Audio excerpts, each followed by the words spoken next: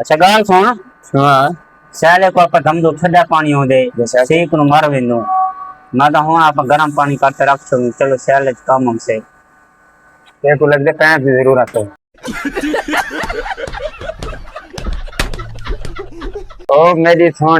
थोड़ी गाल सुन मेरी गाल सुन तू एक मेरी खातिर अपनी मां ना नहीं मिला सकती ते मैं इना का तेरी खातिर जग ना लड़दा पिया ये देख ना यकीन आवे तो देखे हुन बोला इंग्लिश एक ही में कैसे जो मतलब है आगे से हट जाओ। ओ बस सिस्टम है ना टीटी टीटी ओए खुदा अरे चाह नुकसान लेंदी आपा चीनी पत्ती खा ते लेटना जमारू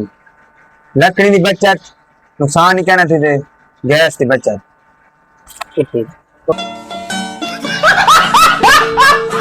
खुदा 1947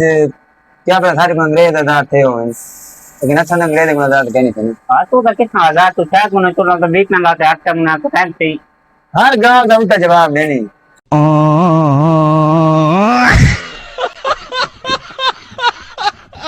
देखो हुन खुदा टेंशन करने की जरूरत क्या नहीं कि मैं बिल्कुल जरूरत क्या नहीं अच्छा अपने जितने खा पहनी सारे सच्चे थे ना करा हाँ ओके मैं रात 6 बजे मुतरी पिया में अच्छा सवेरे रिटर्न वाके मुतरी पिया में वाह जी वाह लाख देवा मत ही मैं कम दी गाल करे से गजब बेइज्जती है।